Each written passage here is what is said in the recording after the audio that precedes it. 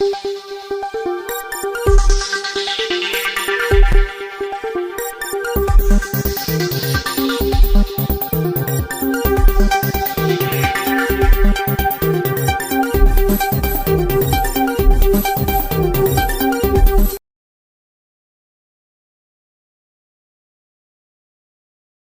انتظار کر رہے ہیں تو دیکھ رہا ہوں میں تو سامعین کی بھی اور حاضرین کی بھی تعداد بڑھتی جا رہی ہے ماشاء اللہ.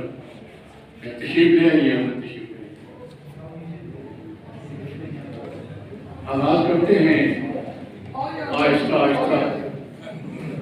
مہمان خصوصی آج کے چوہدری غلام احمد زمرد یعقوب صاحب جناب سے گزارش ہے کہ تشریف لائیے.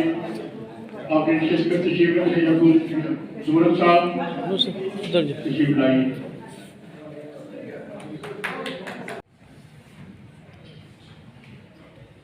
اعوذ باللہ من الشیطان الرجیم. بسم اللہ الرحمن الرحیم. اذا جاء نصر اللہ والفتح ورأيت الناس يدخلون في دين الله أفواجا فسبح بحمد ربك واستغفر إنه كان توابا.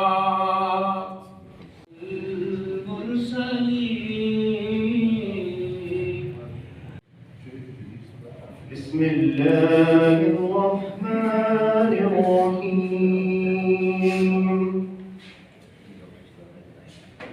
ويل لكل همزة لمزة. ويل لكل همزة لمزة الذي جمع مالا وعددا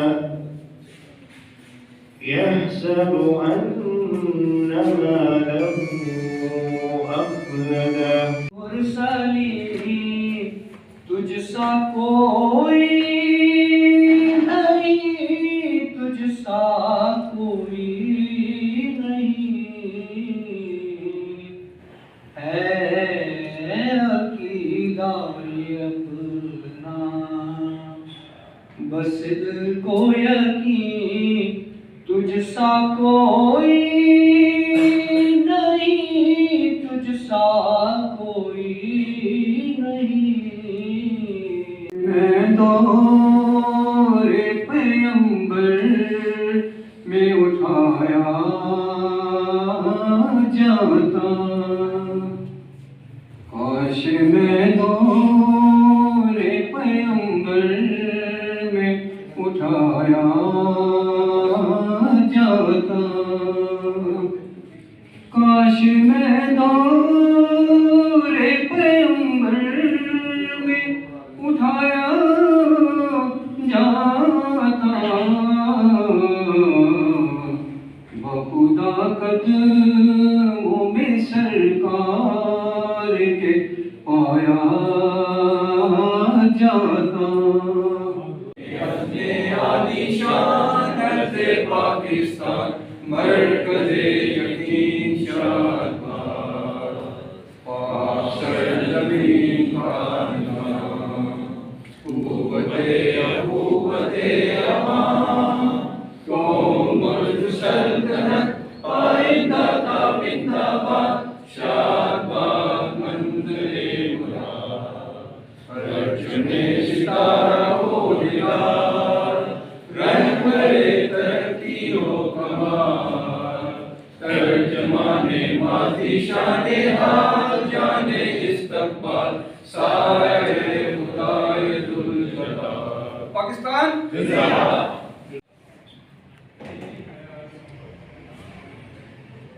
یا اللہ پاک، یا اللہ پاک جل جلالہ، ہم تیری بارگاہ میں دست پر دعا ہے اپنے محبوب محمد مصطفیٰ صلی اللہ علیہ وسلم کی اور سید الشہداء کے عظیم روح کی طرف ہمارے جتنے بھی شہداء ہیں کربلا سے لے کر آج تک بالخصوص پاکستان کی تحریک کے، پاکستان کی غلیم کے ساتھ جتنی بھی جنگیں ہیں اس کے، کربلا کے شہداء کے عظیم روحوں کے صدقے ان کے روح کے بھی درجات ہیں بلند فرما۔ ہمارے اس ادارے کے جتنے بھی ہم ادھر بیٹھے ہوئے ہیں، ان کے عزیزوں کا، ان کے عزو اقربا جو بھی دنیا سے رخصت ہو چکے ہیں، یا میرے اللہ ان کے درجات بلند فرما۔ اور بالخصوص وہ ہستیاں جن کی وجہ سے ہم ادھر آج بیٹھے ہیں، ان لوگوں کا اتنی چیز کو کنسیو کرنا، اس زمانے میں سوچنا اور پھر اس کو رکھانا، قدم رکھنا، یہ ناممکن حد تک مشکل تھا، لیکن انہوں نے سچائی کو سچ کا ثابت دکھایا، اور اس کے بدلے میں ہم کیا کر سکتے ہیں؟ زیادہ سے زیادہ ان کی روح کی ولیدگی کے لیے دعا کر سکتے ہیں۔ یا اللہ ان کو بھی جنت فرمائے۔ السلام ہے قائد اعظم، السلام زخم دین کے داغ کو مرہم سلام۔ ہزاروں سال نرگس اپنی بے نوری پہ روتی ہے، ہزاروں سال نرگس اپنی بے نوری پہ روتی ہے، بڑی مشکل سے ہوتا ہے چمن میں دیدہ بر پیدا۔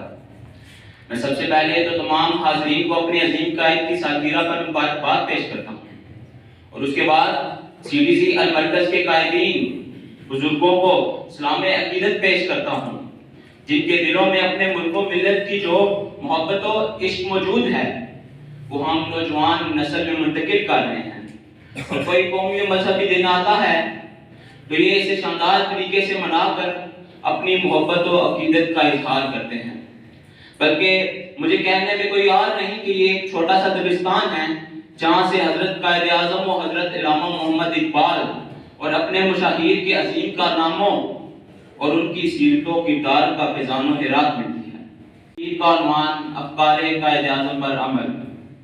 میں سب سے پہلے اپنی ذات سے شروع کرتا ہوں۔ آپ نے طلبہ سے فرمایا کہ ہماری قوم کے لیے تعلیم زندگی اور موت کا مسئلہ ہے۔ دنیا تیزی سے آگے بڑھ رہی ہے کہ اگر آپ نے خود کو زیور تعلیم سے آراستہ نہ کیا تو نہ صرف آپ پیچھے رہ جائیں گے بلکہ خدا نہ خواستہ بالکل ختم ہو جائیں گے۔ لہٰذا شاندار روایات کے مطابق زندہ رہیے، ان کی عظمت و شوکت میں ایک درخشندہ باب کا اضافہ کیجیے۔ سابق اور عزیز طلباء السلام علیکم۔ پنجاب کے بنگال کے جوان چل پڑے، پنجاب کے بنگال کے جوان چل پڑے، سندھی بلوچی پٹھان چل پڑے، گھر بار چھوڑ کے سرو سامان چل پڑے، اور ساتھ مہاجر لیے اپنے قرآن چل پڑے، اور قائد ملت بھی چلے ہونے قربان، کیونکہ یہ تھا قائد اعظم کا پاکستان، کیونکہ یہ تھا قائد اعظم کا پاکستان۔ مگر عالی وقار رخ بدلیے، جیے سندھ جیے پٹھان جیے مہاجر کے نعرے، تیرا صوبہ میرا صوبہ سندھو دیش کے نعرے، نیلے کالے پیلے جھنڈوں کے نعرے، پھر میں یہ کہنے پر حق پہ جانب ہوا، تھی جس کی تمنا یہ وہ سحر تو نہیں، قائد کی امیدوں کا منظر یہ تو نہیں، میلے مسلے ہوئے جذبے تو کہیں کچلے ہوئے جسم، اقبال کا وہ ہوا پہ نظر یہ تو نہیں، اقبال کا وہ ہوا پہ نظر یہ تو نہیں۔ علی خطبہ الہ آباد کا حاصل اور تیری کافشوں کا حاصل تھا، آج تیرے فرزندوں کی نااہلی سے برباد ہو رہا ہے، اقتدار کے بھوکے یہ بھیڑیے تیرے پاکستان کی۔ ترانہ آپ سامنے مل کے پڑھ رہے ہیں۔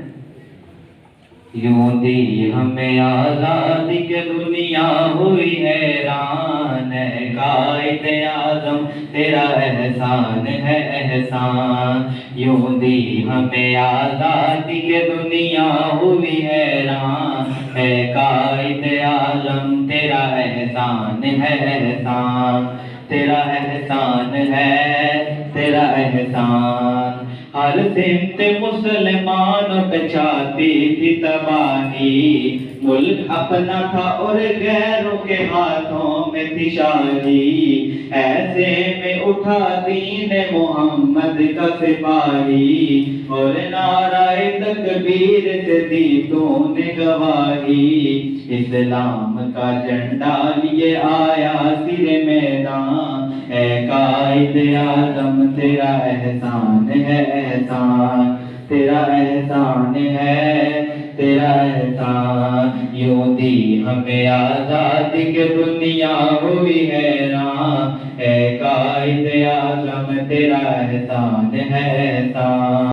مادر وطن کی گود ہے، میں مایوس نہیں ہوں، میں مشرق سے ابھرتے ہوئے محمد طلحہ جیسے اور کامران جیسے ان ابھرتے ہوئے سورجوں کو دیکھ رہی ہوں، جن کی تابناک کرنیں انشاءاللہ تعالی اس وطن کے چوروں لٹیروں بکاریوں کو اس طرح روک دیں گی کہ انشاءاللہ تعالی یہ وطن ایک دفعہ وہی قائد کا وطن ہوگا جس کا انہوں نے تصور کیا تھا۔ معزز خواتین و حضرات، مایوسی گناہ ہے، ہمیں مسلسل کام کرنے کی ضرورت ہے۔ میرے یہاں پہ ینگ لیڈرز اور ہمارے جیسے بھی ساتھ بیٹھے ہیں، وہ کہ شعور آتے آتے بہت دیر لگی، لیکن دیر آئے درست آئے، کبھی بھی مایوس نہ ہوں۔ پاکستان ابھی بھی پوری دنیا میں خطہ عرض پہ ایک جنت ہے، اس جنت کی قدر کرے، اس کو بنائے سنبھالے اور آج یہ عہد کرے کہ اے قائد، ہم نے وہ عہد پورے نہ کیے جو ہمیں کرنے چاہیے تھے، لیکن ہماری کوتاہیوں کو معاف کر دے۔ اور ایک دفعہ پھر میں اس فورم پہ ان کو مبارکباد پیش کرتا ہوں، اور ان کے انتخاب کے بعد یہ پہلا پروگرام ہے جو منعقد ہو رہا ہے۔ مرکز کا صاحب والا جو ہے وہ وصول کا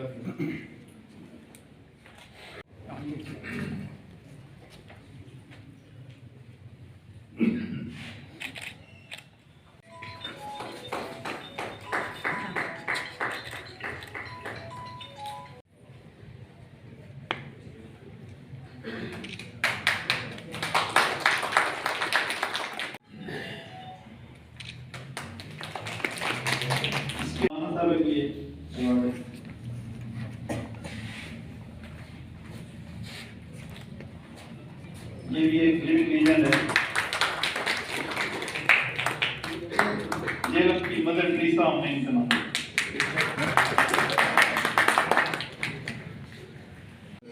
تھینک یو ویری مچ۔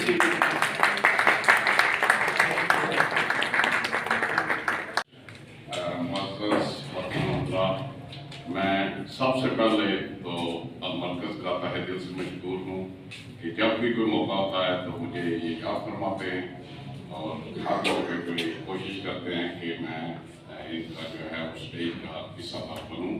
میں ان کا تہہ دل سے شکر گزار ہوں۔ میں ان کا اس لحاظ سے بھی شکر گزار ہوں کہ جہلم میں جو والنٹری سلسلہ ہے اس کا جو تاج ہے ان کے ساتھ پر رکھا ہوا سینتراس سے، اس کو یہ قائم و دائم رکھے ہوئے ہیں اور یہ ابھی تک چل رہا ہے۔ کیونکہ میرا بیسیکلی میرا تعلق بھی جو ہے وہ اس چیز کے ساتھ ہے کہ والنٹری ورک جو ہے وہ کیا جائے۔ ہمارے گاؤں کے ایک بزرگ تھے، بڑی خوبصورت بات ہے اور میں ہمیشہ یہ کرتا ہوں، انگریزوں سے بھی یہ میں نے بات کی ہے۔ ایک دفعہ میٹنگ ختم ہوئی تو ہم گپ شپ لگاتے تھے، وہ لوگ ایک دوسرے سے بات کرتے ہیں، تو انہوں نے مجھ سے پوچھا کہ آپ کو والنٹری ورک کا شوق کیسے پیدا ہوا؟ میں نے ان کو بتایا کہ میرے گاؤں کے ایک بزرگ تھے حاجی عنایت اللہ صاحب، تو ہم ابھی چھوٹے تھے تو ہمیں ساتھ لے کے ویلفیئر کے کاموں میں چلتے تھے، اور ان کے ساتھ چلتے ہوئے میں اس وقت 5ویں جماعت کا اسٹوڈنٹ تھا، ہم نے پہلا سنگ بنیاد گرلز اسکول کا اپنے گاؤں میں رکھا، ان کی جو ہے وہ اور الحمدللہ یہ سلسلہ آگے چلتا گیا اور یہ بڑھتا گیا، اور میں سمجھتا ہوں کہ شاید میرے دلی لگاؤ جو میرا ہے المرکز کے ساتھ، اس کی ایک وجہ یہ بھی ہے کہ میرا بھی ایک مشن ہے والنٹری ورک، اور یہ بھی اس کام کو بخوبی چلا رہے ہیں جہلم میں۔ میں اپنے شہر کو جو یہ خدمات مہیا کرتے ہیں اس کا تہہ دل سے شکر گزار ہوں اپنی طرف سے، اور جہلم شہر کے اوورسیز پاکستانی جو کہ دوسرے ممالک میں مقیم ہیں ان کی طرف سے بھی آپ سب کا شکریہ ادا کرتا ہوں۔ جناب علی، 2 یا 3 باتیں میں اختصار کے ساتھ کروں گا، اس کے بعد میں جلد جاؤں گا۔ مجھے پتا ہے کہ سردی بھی ہے اور میں بڑی دیر سے جو ہے وہ تقاریر سن رہے ہیں۔ میں میئر غلام صاحب کا بھی تہہ دل سے شکر گزار ہوں۔ میرا خیال ہے کہ ایک ریزن یہ بھی ہے کہ میں آپ لوگوں میں ایسے موقعوں میں موجود ہوتا ہوں۔ میئر صاحب میرے بڑے بھائی بھی ہیں اور دوست بھی ہیں، اور ان کی شفقت ہمیشہ میرے ساتھ رہی ہے۔ میں سر مجلس ان کا تہہ دل سے مشکور۔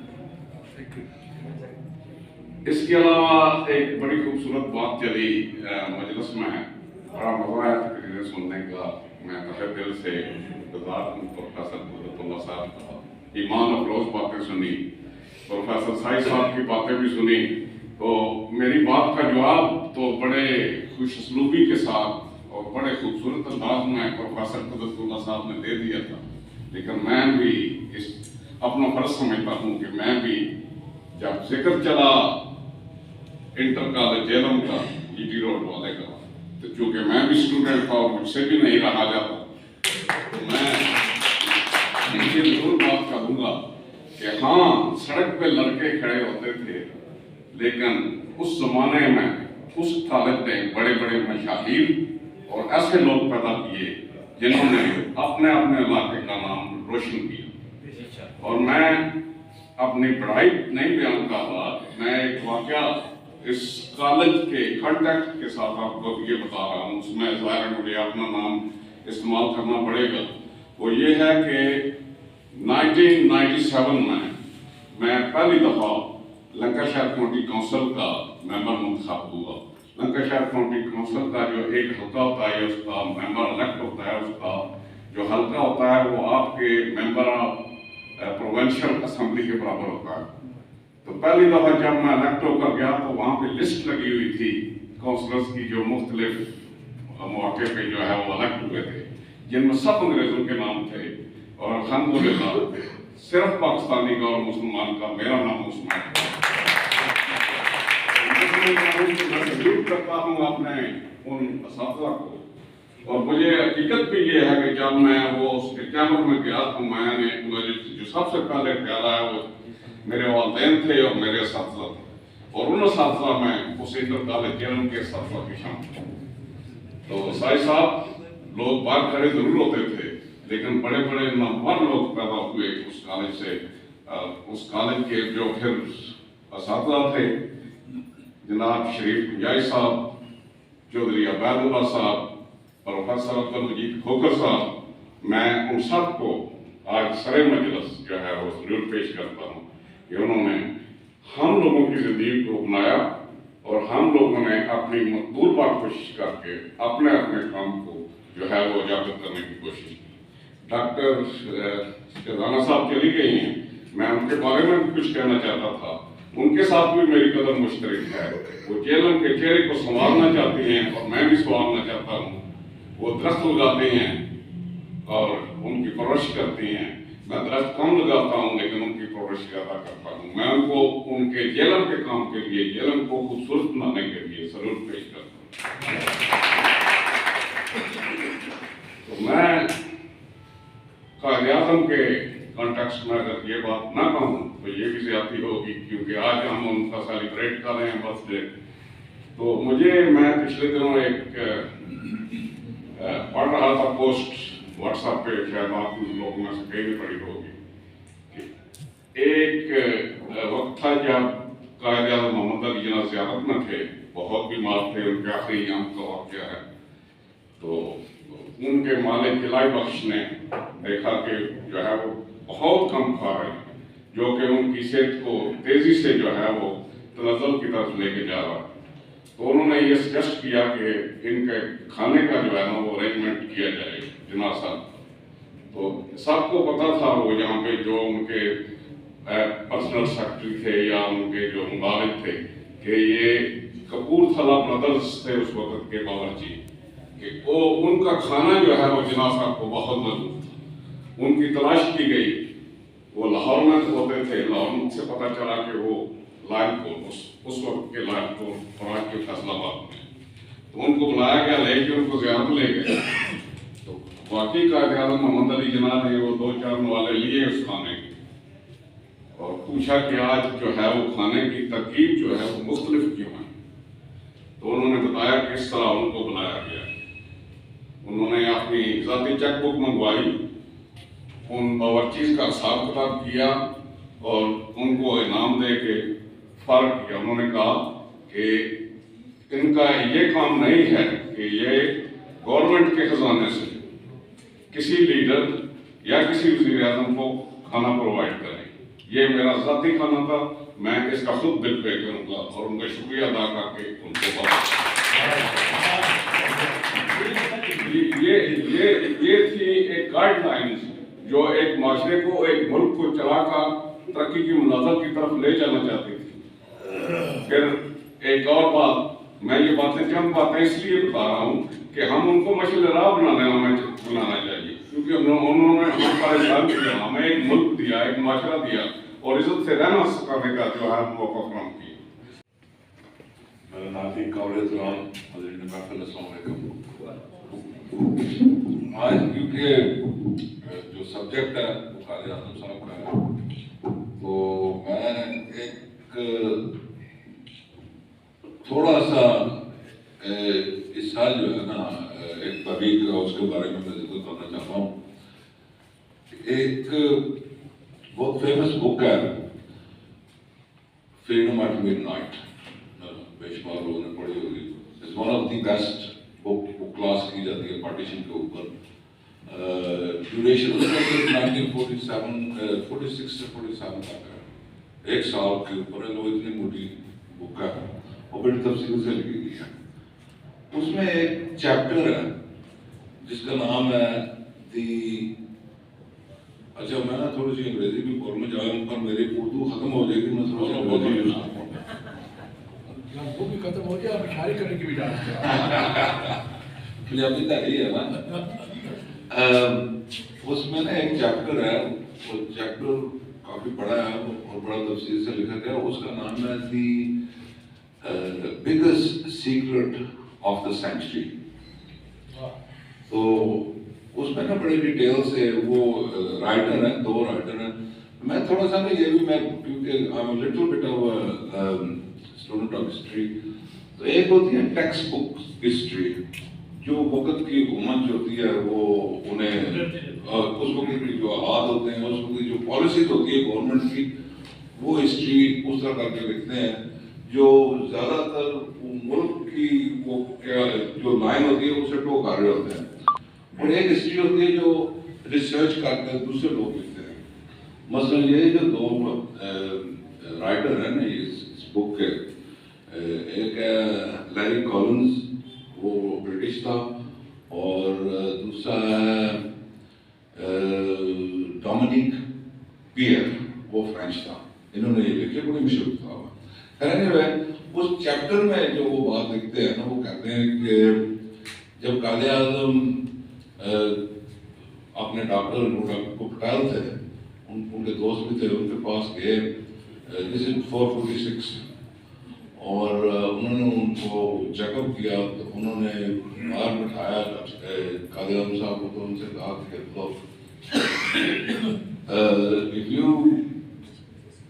اگر آپ اتنا زیادہ کام کرتے رہیں گے, 18 گھنٹے آپ کام کرتے ہیں اور سگریٹ بھی آپ پیتے ہیں, ریسٹ بھی نہیں کرتے, کھانا بھی صحیح طرح نہیں کھاتے, تو یہ چیزیں ساری اگر آپ چھوڑ دیں نا, تو then maybe you have 1.5 to 2 years of life.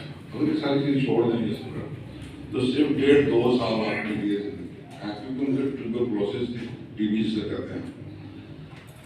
تو ڈاکٹر قائد اعظم صاحب نے ان سے کہا کہ لو ایک کام آپ نے کرنا ہے, یہ کمرے سے یہ بات جو ہے وہ باہر نہیں جانا چاہیے. یہ بٹوین می اینڈ یو کہ میری کتنی زندگی باقی ہے بتاؤ. اس کی وجہ میری یہ تھی کہ اگر جو کانگریس تھی اس کو پتہ چل جاتا کہ قائد اعظم انہیں لمیٹڈ ٹائم فریم ان کے پاس, تو وہ ڈیلے کر دیتے. اور حقیقت میں یہ ہے کہ جو وہ بک ہے نا فریڈم ایٹ مڈ نائٹ, اس میں وہ یہ لکھی گئی 1975 میں. اس وقت لوئس ماؤنٹ بیٹن جو تھے وہ بھی زندہ تھے, تو اور بھی کافی سارے اس وقت کے جو تھے ایگزیبیشن یا وہ کیبنٹ کمیشن کے بندے بھی زندہ تھے, تو ان کے سب کے انہوں نے انٹرویوز وغیرہ لیے. So it seems like a very authentic book. تو 75 میں جب انہوں نے یہ بک لکھی تو وہ ماؤنٹ بیٹن کے پاس گئے, انہوں نے کہا کہ آپ کو پتا ہے کہ قائد اعظم جو تھا he was dying at that time, جب یہ سارا سلسلہ چل رہا تھا, تو اس نے کہا نہیں ہے I didn't know. اچھا اس میں نا ماؤنٹ بیٹن آگے سے کیا کرتے ہیں, میں اس کے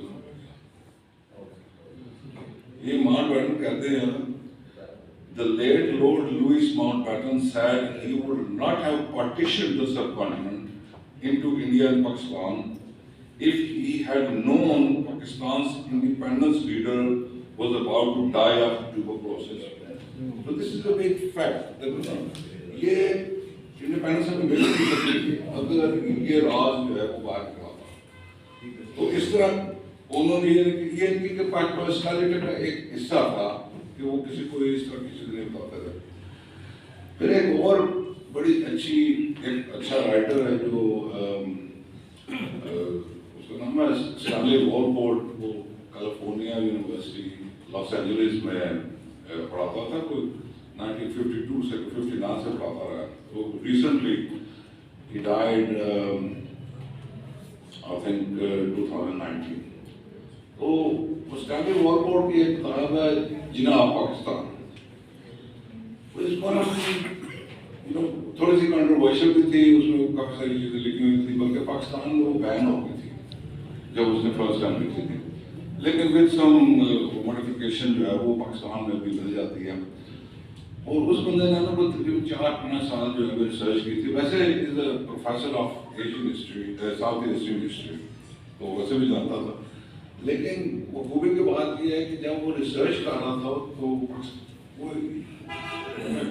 وہ قائد اعظم کا شتائی ہو گئی کہ سچ a nice personality Quaid Azam کی. وہ اتنا امپریس ہوا کہ جو پاکستان قائد اعظم سوسائٹی ہے اس کا وہ ممبر بن گیا. اور جو ابھی اس وقت کریٹیکلی جب اینالائز کی آپ تو وہ کہتے ہیں کہ one of the best books on Quaid Azam. تو ہزاروں کتابیں لکھی گئی ہیں قائد اعظم کے اوپر, لیکن اس طرح کا بندہ جو ان کی لائف سٹوری دیکھ کر یا اس کی انویسٹیگیشن کر کے اتنا وہ مطابق ہوا ان کا کہ وہ ان کی وہ جو ہے سوسائٹی اس کا ممبر بن گیا. اس سے پتہ چلتا کہ Quaid Azam what kind of personality was. اس میں وہ ethics is one of the biggest things that he used to do. Morality جو ہوتی ہے, اخلاقیات, بات جو کرنی ہے اس پر ڈٹ جانا ہے, چاہے نقصان ہو یا فائدہ ہو, لیکن اس کے اوپر رہنا ہے. تو میں سمجھتا ہوں ابھی جو ہمیں مسائل یہاں پیش آ رہے ہیں, ہم کوشش تو کرتے ہیں قائد اعظم صاحب کی زندگی وہ عمل کریں اس کے اوپر بھی, فالو دی لائن. لیکن I think the biggest problem Pakistan میں جو میں دیکھ رہا ہوں, لیک آف مورالٹی جو ہے نا یہ پاکستان میں, maybe I don't know, maybe society ہماری اس طرح کی ہے کہ there is a lot of corruption, there is lot of lack of justice. Especially justice سے مجھے نا یاد آ گیا کہ بڑی دیر پہلے ایک بات ہم پڑھتے تھے کہ سیکنڈ ورلڈ وار میں کسی نے پوچھا ونسٹن چرچل سے کہ یار ابھی تو جرمنی جو ہے پوری یورپ کو فتح کر کے تو کیلے کے اوپر آ گیا ہے, فرانس کو بھی فتح کر لیا اس نے, تو ابھی تو 25-30 میل رہ گئے ہیں برطانیہ اور فرانس میں, جرمنی میں. تو بڑا مسئلہ بنا ہوا ہے. ونسٹن چرچل جو پرائم منسٹر تھا اس وقت کا, اس نے کہا دیکھیے just tell me one thing, کیا جسٹس پرویل کر رہے ہیں برطانیہ میں؟ از دیٹ جسٹس, انصاف ہے؟ اس کے انصاف تو ہے نہ, پھر وہ کبھی بھی آپ کے اوپر قبضہ نہیں کر سکتے. لیکن یہ میں بات کرتا ہوں جب میں اسکول میں پڑھتا تھا یو کے میں, تو وہ سمجھ نہیں لگتی تھی کہ دیکھو یار ایک تو فوجیں اکٹھی ہوئی ہیں, وہ یہ کہہ رہا ہو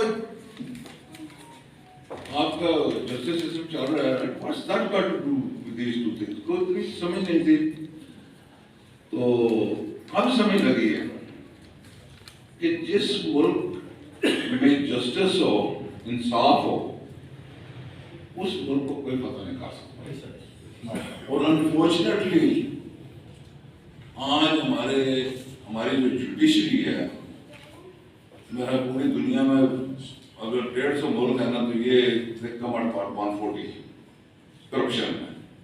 تو افسوس ہوتا ہے کہ اگر اسے ریلیٹ کریں ود ہسٹری تو اس کا مطلب ہے جو سب سے کرپٹ ملک ہے، one of the most corrupt ملک ہے، وہ پاکستان ہے. تو جو چیزیں جسٹس سے ہی تو سارا کام ہوتا ہے. جسٹس جب نہیں ملے گا تو بندہ جو ہے قانون کو اپنے ہاتھ میں لے لیتا ہے، کیونکہ خود جسٹس مانگتا ہے. یا اگر کوئی چیز آپ کی ہے وہ نہیں ملتی تو آپ زبردستی اسے لیتے ہیں، اسے لاقانونیت جو ہے وہ بڑھتی ہے، قتل و غارت ہوتی ہے. یہ ساری چیزیں یہ اسٹارٹس فرام دا جسٹس. گھر سے جسٹس شروع ہوتا ہے. آپ اپنے بچوں کے ساتھ کس طرح تربیت دیتے ہیں، ان کی جسٹیفائی کس طرح کرتے ہیں چیزوں کو. سو آئی تھنک یہ ویسے تو ٹھیک ہے، اللہ تعالیٰ نے یہ ہمارا ملک بنایا ہمیشہ رہنے کے لیے، ہماری بھی بڑی خواہش ہے. لیکن یہ صرف خواہش نہ رہے، ہمیں خود بھی عملی طور پر کچھ کام کرنا پڑے گا. کہ صرف یہ it's not enough to say that it's going to last forever and ever unless دیکھو نا ایک کشتی ہے، آپ اسے پانی میں ڈال دیتے ہیں اور ایکسپیکٹ کرتے ہیں کہ میں دبئی کی بندرگاہ پہ پہنچ جاؤں گا. You will never reach that. Because ادھر سے وہ آئے گی تو وہ کشتی ادھر چلنی شروع ہو جائے گی، ادھر سے وہ آئے گی تو ادھر چلنی شروع ہو جائے گی. تو شاید آپ دبئی کے بجائے آپ ایتھیوپیا پہ کہیں جا لگیں. تو اس کے لیے آپ کو رڈرز چاہیے، آپ کو چکو جو کہتے ہیں اسے چاہیے آپ کے لیے رڈرز. So you can actually steer where you're going. So unfortunately ابھی جو صورتحال ہے، ملک جو ہے is not being steered into the right direction. ہمیں چاہیے کہ یہ سب لوگوں کو مسئلہ میں سمجھتا ہوں کہ ہم پہلے تو صوبوں میں بٹے ہوئے ہیں، پھر برادریوں میں بٹے ہوئے ہیں، پھر پروفیشن میں بٹے ہوئے ہیں، پھر اسی طرح فرقیوں میں بٹے ہوئے ہیں. تو میرا ایک دوست ہے امریکن، وہ پاکستان وزٹ کر کے گیا تو میں اس سے ملا. میں نے کہا یار how did you find the Pakistanis؟ He said I didn't meet any Pakistanis. یار 3 مہینے رہ کے آئے ہیں تو you didn't meet any Pakistanis؟ کہتے یس I was there for 3 months. میں نے بلوچی ملے مجھے، پنجابی ملے مجھے، سندھی ملے مجھے، لیکن I never met a Pakistani. So this is another unfortunate situation ہے کہ ہمیں ایک قوم ابھی تک بن نہیں سکے. ہم یہ بنیں گے، اخلاقیات ہونی چاہیے، جسٹس ہونا چاہیے، اور less hope. One should never be disappointed. ناامید نہیں ہونا چاہیے.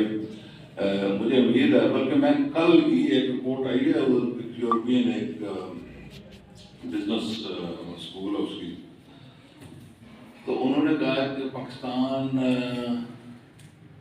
will be one of the biggest economies by 2075, another 50 years onwards.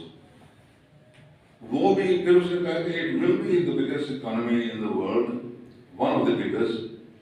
اور اس نے شرطیں لکھی ہیں کہ if they do this, this, this and that.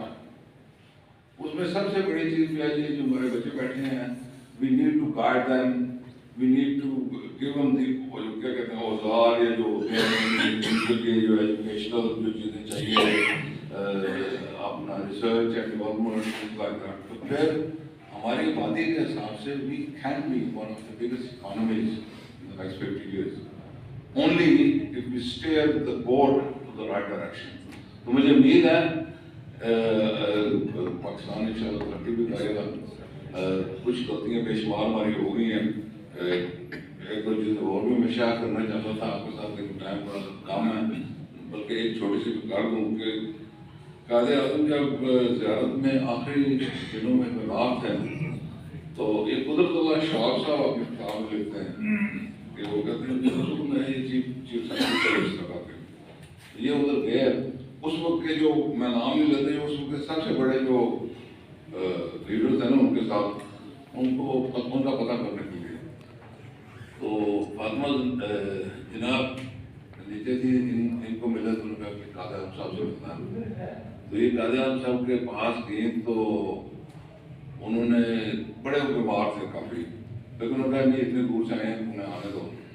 آئے وہ مل کے جب نیچے گئے تو کھانے کا انتظام ہوا تھا. جب وہ گئے تھے وہ اتنے خوش نہیں تھے. جب وہ واپس آئے نیچے تو وہ زیادہ خوشی سے باتیں کر رہے تھے. they have a good laugh.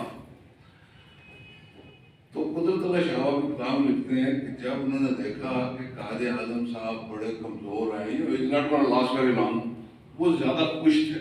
اس وقت کے جو ٹاپ لیڈر تھے، میں ان کا نام لے لیتا کیونکہ ہم بڑی ان کو قدر بھی کرتے ہیں لوگوں کی. تو یہ باتیں ہیں کہ اسی وقت یہ چیزیں جو ہیں وہ پاکستان کے خلاف ہونے، قائد اعظم کے خود خلاف یہ چیزیں ہونی شروع ہو گئی تھی.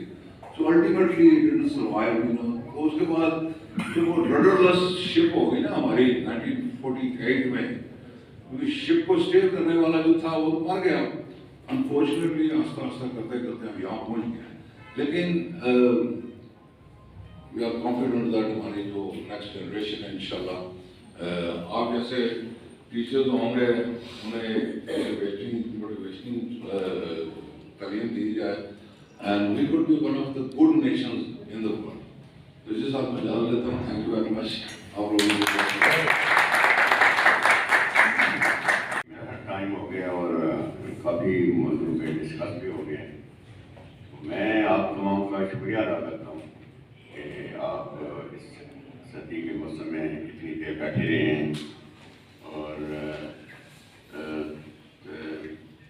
جہاں تک سی ٹی سی کا تعلق ہے، یہ المرکز کا ذیلی ادارہ ہے اور اس میں جتنے فنکشن ہوتے ہیں چیزیں ہوتی ہیں ساری، اور یہ اسی کے ذریعے ہوتی ہیں.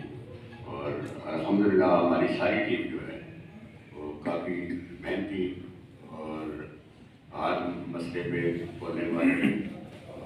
جیسے ہی ہمارے میئر صاحب یہ تو ماشاءاللہ سارا مہمان ہے، اور ڈاکٹر مرزا صاحب یہ بابا NGO ہیں اور مرکز کے صدر بھی ہیں، اور غلام صاحب، میئر صاحب، شیری صاحب، ہمارے ابھی الیکشن ہوئے ہیں، میئر صدر صاحب، شاہد نبیر صاحب، غلام صاحب، مطلب ہار اور سید عالم صاحب بھی نام پڑھی ہے کہ مسز آپ کو دیکھ رہے ہیں کہ ایک سے ایک بڑھ گئے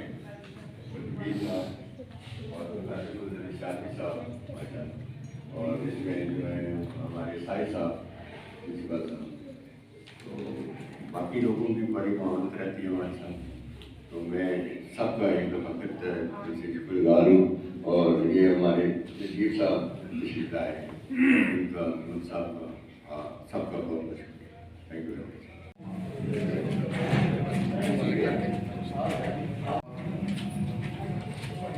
آج کی اس بابت میں کل بڑی خوبصورت محفل میں اتنے انعامات میں نے آج دیکھا ہے، پہلے میں نے کبھی نہیں دیکھا. صدر مجلس جو ہوتا ہے وہ عام طور پہ آخر میں اس کو سب سے بڑی مشکل یہ ہوتی ہے کہ اس وقت تک بہت سارے انتظامات سننے والے ہوں. مجھے ایک یاد آ رہا ہے کہ ہمارے پروفیسر فضل حسین صاحب ہوا کرتے تھے، جن کی تصویر بھی یہاں پہ ہے. ہمارے بڑے فاضل صاحب ساتھی تھے، خود تھے. انہوں نے وہ جب تقریر کے لیے آتے تھے وہ ان کی صدارت ہوتی تھی اکثر. تو وہ جب آتے تھے اس وقت تک آدھے لوگ جا چکے ہوتے تھے، تو وہ کہا کرتے تھے معزز خالی کرسیوں السلام علیکم. تو مجھے یہ بڑی حیرت ہو رہی ہے اس وقت کہ ہم بڑی سنجیدہ محفل ہے، بہت گفتگو جو ہم نے آپ نے سنی ہے کہ جو ہمارے بزرگ ساتھی بھی ہمارے ساتھ آئے ہیں اس بار، ابھی جو تقریریں ہم نے سنی ہیں اور نجیب صاحب کو آپ نے زمرد صاحب کو بھی آپ نے سنا ہے، اتنی سنجیدہ باتیں ہیں. میں نے اتنے مارک سے لوگوں کو بیٹھے ہوئے نہیں دیکھا کبھی.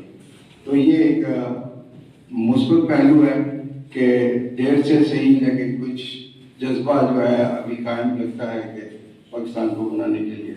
میری ڈیوٹی تو یہی ہوتی ہے صدر مجلس کے بھی، میں پہلے تو تمام صاحب تشریح کرنے کا تو وقت نہیں ہے، اور جتنی فصیح اور بلیغ باتیں اور جتنی گہری باتیں ہم نے پروفیسر صاحبان سے سنی ہے اور دوستوں سے سنی ہے، ان کی تقاریر سے جو کچھ حاصل کیا، ہم اس میں سے کچھ تھوڑا سا عمل بھی کر لیں، 10% بھی کر لیں تو ہم سمجھتے ہیں کہ ہم اپنی منزل جو ہے کامیابی شادی میں جا سکتے ہیں۔ ابھی جو بات ہوئی تھی کہ تو نجیب صاحب نے بھی کہا، اور انہوں نے کہا کہ ہمیں جو ہے دوبارہ اس ملک میں جس میں یہ ہم مزہ کرتے ہیں، یہ لوگ انگلینڈ میں ہوتے ہیں، ہم یہاں ہوتے ہیں، اور پھر تو یورپ کا مقابلہ کرتے ہیں، کچھ ہوتے ہیں، ہم لوگ دن بدن پستی کی طرف جا رہے ہیں۔